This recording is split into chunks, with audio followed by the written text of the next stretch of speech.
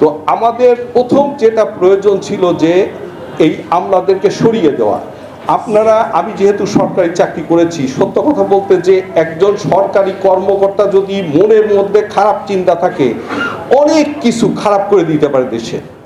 যে ফ্যাসিবাদী আমলারা কিন্তু বিভিন্ন জায়গায় বসে আছে এবং এরাই কিন্তু মেন খেলাটা এখন দিচ্ছে। আমি রিকোয়েস্ট করব যে যারা সিটিং বড় বড় কর্মকর্তা আছে, যারা আওয়ামী লীগের সুবিধাভোগী, তারা কিন্তু চেষ্টা করবে যে আবার আওয়ামী লীগ ফিরে আসুক। যেমন আমি সচিব হয়েছি ঠিকই, কিন্তু আমি কিন্তু রিক্সা, বাস, সিএনজি এগুলো চলাফেরা করি। আমি এটা এখনো ভাড়া বাসায় থেকে, তো এই জন্য আমি একটু কঠোর টাইপের একজন পরিচিত। যে আমাদের দেশে আমলাতন্ত্র এবং রাজনৈতিক এই দুইটা জিনিস দেখা যায় প্যারালাল ভাবে চলে এবং তারা একে অপরের সহযোগী হয়ে নানাভাবে এই যে গরিব দেশটা তাকে শোষণ করে যাচ্ছে দীর্ঘদিন ধরে।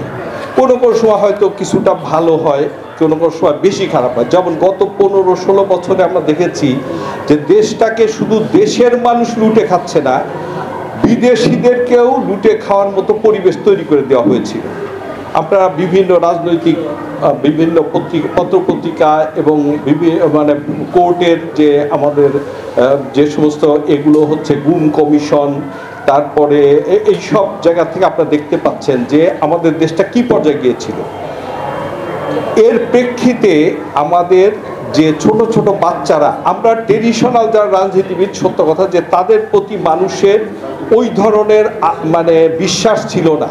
কিন্তু যখন এই জুলাই যোদ্ধারা রাস্তায় নেমে গেল, দেখা গেল ছোট বাচ্চা, আমি মানে একটা ভিডিও দেখলাম সেদিন, যে উত্তরা একটা 6 বছরের বাচ্চা, সরি একটু রাজনৈতিক কথা হবে, সেটা হলো বলছে যে শেখ মুজিবর ঘোড়ার ডিম, জাতির পিতা ইব্রাহিম, এইরকম একটা স্লোগান দিছে। এইটা শুনে পুলিশ তাকে 6 বছরের বাচ্চাকে গুলি করে মেরে ফেলছে। তাহলে বুঝে যে কি ধরনের প্রেশারের মধ্যে আমরা ছিলাম। আমরা নিজেরাও যতটুকু ছিল ততটুকু আমরা করেছি। তো সব সময় একটা মানুষের মধ্যে টেন্স কাজ করেছি। এই জুলাই যোদ্ধারা, আমরা সত্য কথা বলি, বাংলাদেশের রাজনীতিতে দেখা যায় যে বিশ্বাসঘাতকতাটা একটা বড় অংশ জুড়ে আছে। যারা ধরেন আমি নিজে বিশ্বাস করি যে বাংলাদেশটা আজকে এই পর্যায়ে আসতে পারতো না যদি 75-এর ঘটনাটা না ঘটতো। এটা কিন্তু সঠিক। তারপরে দেখা গেল কি যে ওদেরকেও আমরা সেইভাবে সম্মান দিতে পারিনি। 2001 সাল থেকে 2006 সাল পর্যন্ত এই 75-এর যোদ্ধারা কিন্তু জেলখানায় ছিল। তাদেরকে ছাড়ানোরও ব্যবস্থা করা হয় নাই, তাদেরকে আপনার কোনো জামিন দেওয়া হয় নাই, বিচারও তোলা হয়নি। পরবর্তীতে তাদেরকে আমরা আবার সেই ফ্যাসিবাদের হাতে তুলে দিয়েছি। এখন যে ঘটনাটা খুবই সিরিয়াস ঘটছে এবং এর পরিণতি কি হয়েছে যে সমস্ত আর্মিরা ত্যাগ করতে পারত, তারা পরবর্তী সময় চিন্তা করেছে যে না, আমরা তো ত্যাগ করে লাভ নাই, আমরা ত্যাগ করলে আমাদেরকে আবার সেই ফাঁসি কাস্টে ঝুলতে হবে আর রাজনীতিবিদরা এর ফায়দা নিবে। এই জন্য আমাদের কিন্তু মানে আর্মিরা এখন আর শেখ হাসিনার আমলে কখনো ওইভাবে প্রোঅ্যাক্টিভ হয় নাই।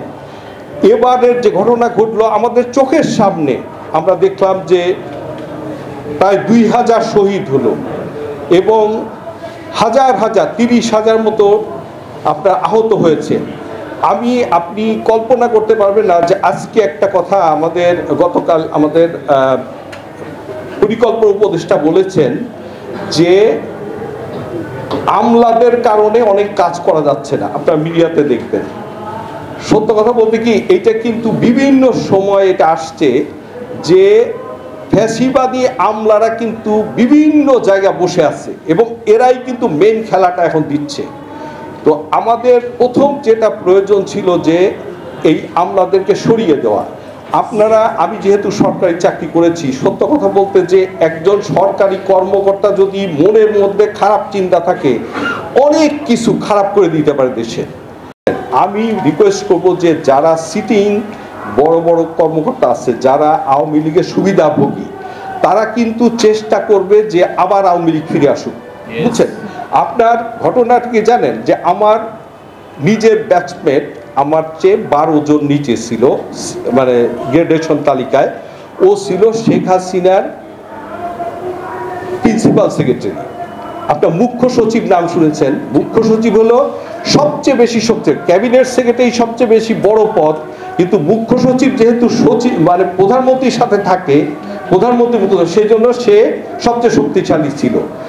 এই অবস্থায় আমরা ছিলাম হলো কোনো প্রমোশন না পেয়ে উপসচিব, আমার নিচে কিন্তু সে আমার 3 বছর পরে সে ডিএস হয়েছে।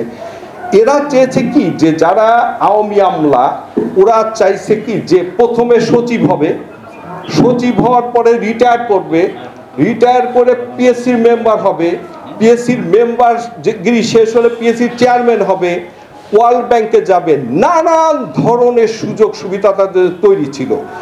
এই লোকগুলা যাদেরকে কোনো এদেরকে আবার সচিব করা হয়েছে, এখন আপনারা পেপার পত্রিকা দেখবেন, ওরা সচিব হয়েও খুশি না যে এই সচিব হলে তো আবার রিটায়ার করা দিবে, আমি তো ওই আরো 10 বছর আবার কাজ করবো, এরকম তো কেউ মানে পাচ্ছে। আপনারা একজন আমাদের সচিব জেলখানায় আছে, হ্যাঁ, উনি হলো যে প্রথম হইলো যে মুখ্য সচিব ছিলেন, সচিব, মুখ্য সচিব, সিনিয়র সচিব, তারপরে হইলেন এর এসডিজি উপদেষ্টা, বুঝতে পারছেন, আবুল কালাম আজাদ, তারপরে শেষে হইলেন আবার এমপি, বুঝছেন, মন্ত্রী হওয়া অপেক্ষা করতে করতে ক্ষমতা চলে গেছে।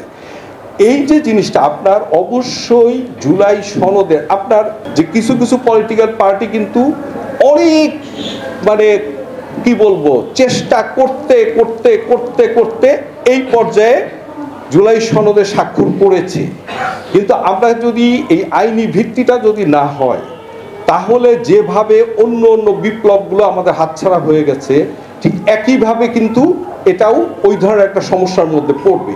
হ্যাঁ, হয়তো এদেরকে আরও কঠিন পরিস্থিতির মধ্যে আমাদেরকে যেতে হবে। এই জন্য আমি বলবো যে জুলাই সনদের যে আইনি ভিত্তি এইটা আমি যারা কিছুটা মানে অর্ধেক বিরোধিতা করছে তাদের জন্য কিন্তু প্রয়োজন। আপনি কি মনে করেন যে যারা বিরোধিতা করছে বর্তমান সময়ে তারা কি ভালো ছিল? তারাও কিন্তু প্রায় সেম অত্যাচারের সম্মুখীন ছিল।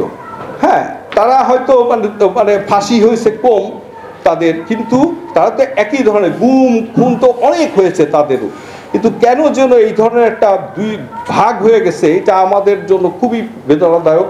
আমি মনে করি যে সবাই ঐক্যবদ্ধ হয়ে আইনি ভিত্তি দিয়ে এই ভিত্তিতেই আমাদের পরবর্তী সরকারগুলো চলা দরকার।